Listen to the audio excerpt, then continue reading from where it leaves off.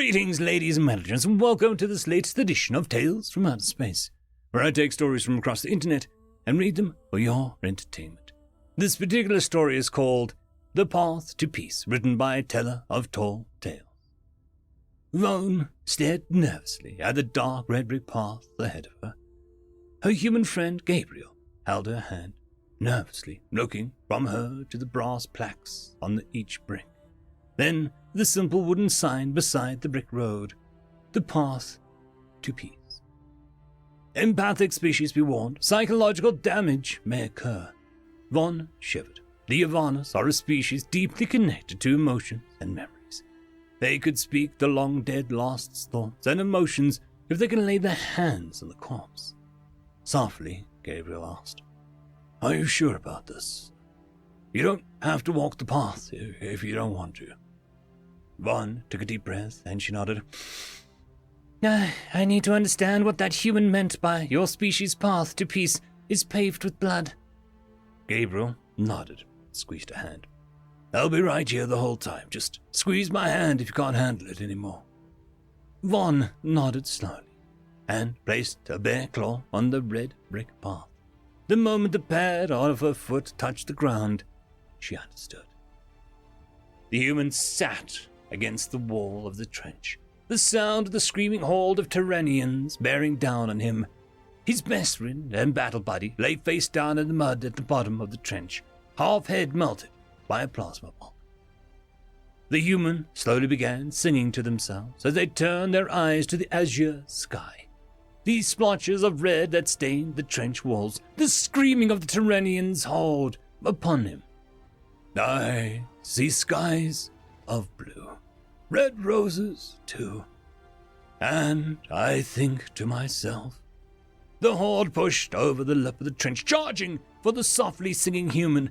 The human raised the detonator with a small smile and finished his song. What a wonderful world. Another step, and the scene changed. The human surgeon yanked the GPMG's charging handle, screaming in fury and desperation as the Geknosians advancing on their position.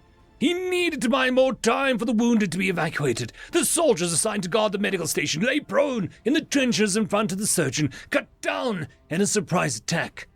The human surgeon plucked a grenade from a box at his feet, yanking the pin before lobbing it at the advancing enemy. He heard the shuttlecraft engines whine as they spooled up, and he hazarded a glance behind him. He watched as his empty medical tent be blown away by the backwash of the engines, and smiled.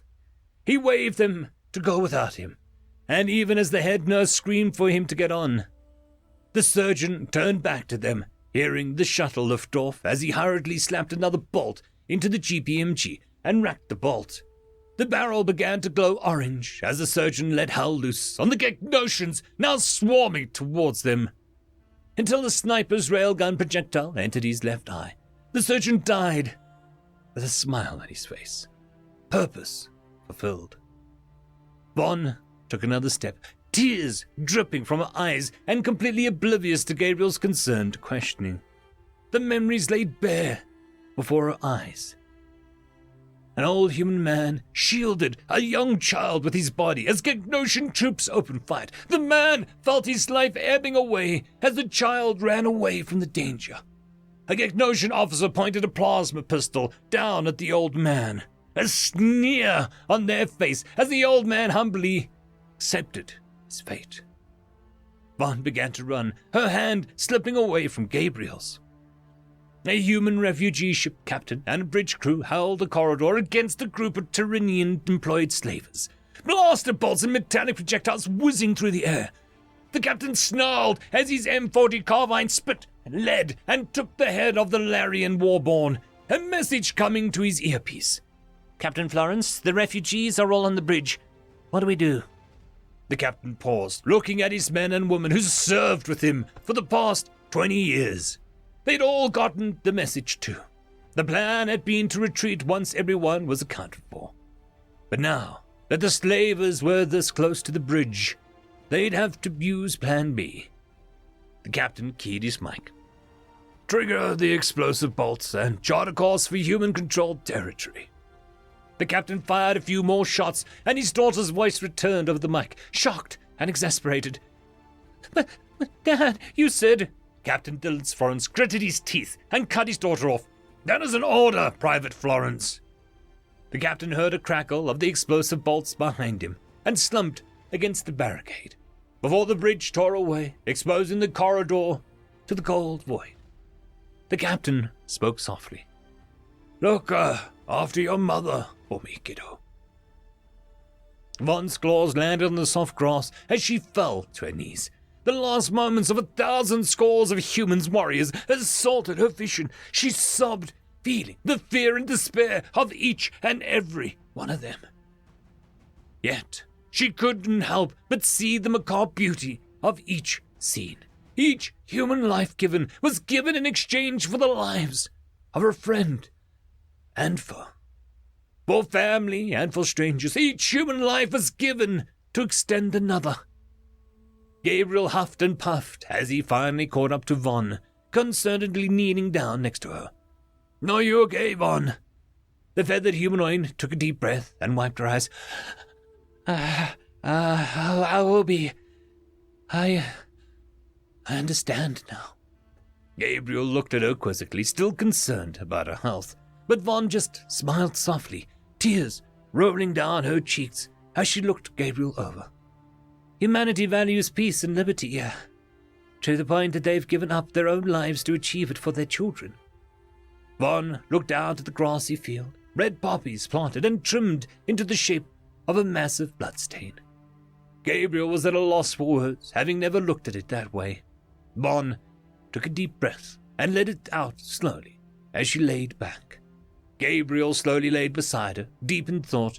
Then he slowly asked, Did they ever regret giving their lives? The humans you saw? Von shook her head, remembering the calm inner peace that swept over each human before their death. No, not a single one. Suddenly, Gabriel burst into tears, surprising Von. She looked over, but he was smiling through them as he spoke up to the sky. I hope you gave him hell, Dad. I miss you. End of story. Story number 2. The periodic table is 100% bendable. Written by Fiamma Galathon. We're all familiar with material things breaking, with projects that never turn out.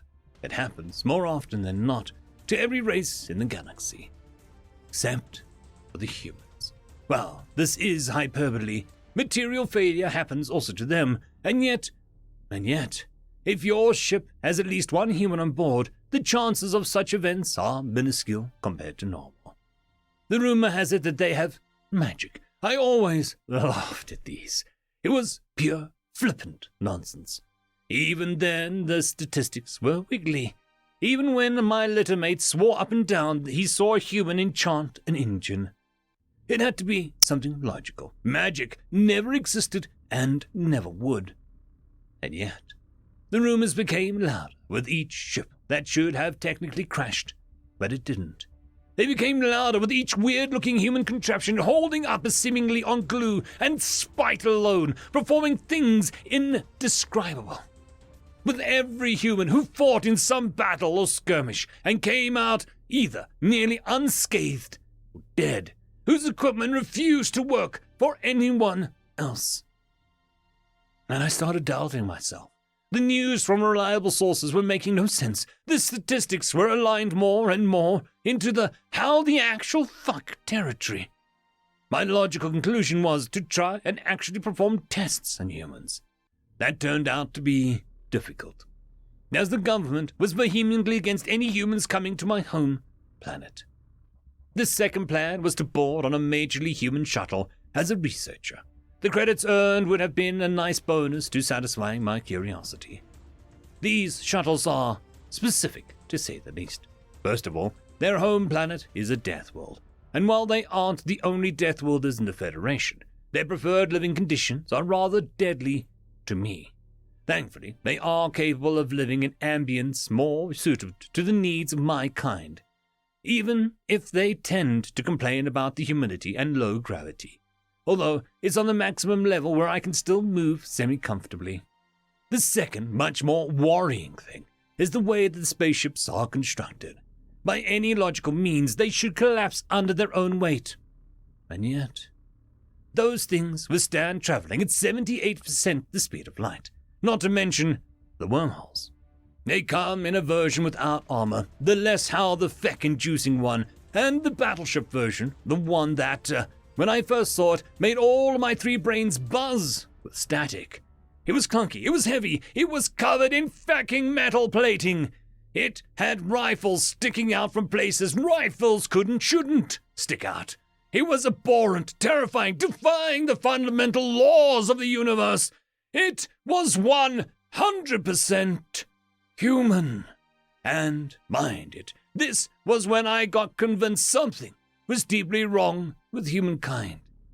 And then a human ran out of the ship, and my thought process halted with a screech. I saw pictures of humans before arriving, of course I did. But nothing could have prepared me for the absolute horror of an actual human moving. Limbs bending at awful angles that looked super painful and effortless at the same time. Eyes, little shining white orbs with a dark splotch of color in the middle, darting around and turning in their sockets. Squishy-looking skin undulating with every move. Voice resembling a subsonic roar, mouth moving with every word, white, jagged pieces of bone peeking out. Only years and years of looking at the worst horrors the galaxy has to offer stopped me from returning my rations to the rock under my feet. But to satiate my curiosity, I have been known to do worse things than living with an eldritch being. 3-year fraction deep in our journey, I stopped having to shove down the urge to scream at the sight of a human. 6 fractions, and I started noticing them doing magic. Small things, just whispers, passing glances, stern words. Somebody petting the coffee maker, someone hissing at the broken pipe to stay where it is. The head technician murmuring quiet words of endearment, practically courting the injured. The cooks humming at the food, the captain screaming obscenities at the control panel when it jammed. The things on the ship that listened, the things listened and did what the humans wanted. And that was when I realized that humans were doing magic. They had to. There was no other explanation. Maybe it was something more. Because their bodies seemed to be magic itself. The way they moved, it shouldn't have worked in their preferred gravity.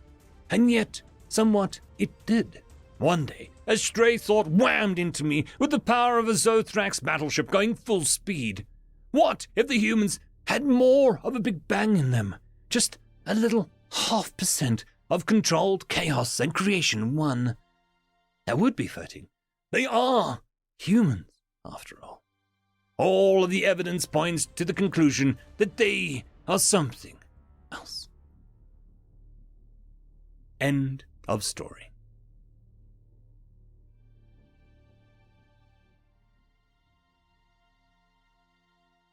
I would quickly like to thank our Tier 5 patrons, Dragzoon WRE, Quantum Wednesday, Ambrose Cattell, Lord Ashrakal, Bushmaster 177, Casper Arnholtz, Cam Maxwell, and Arcadian. Thank you very much.